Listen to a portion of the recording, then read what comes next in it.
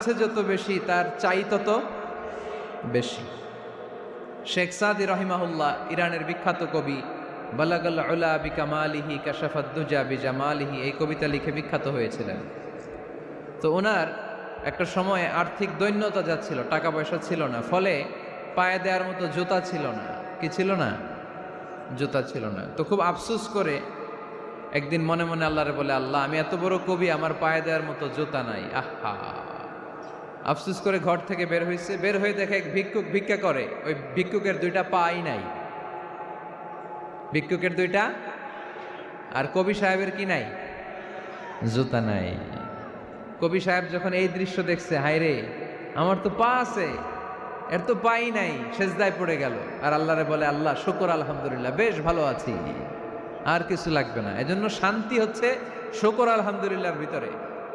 শান্তি কিসের ভিতরে? শুকর আলহামদুলিল্লাহর ভিতরে। এজন্য আওয়াজ করে পড়েন আলহামদুলিল্লাহ।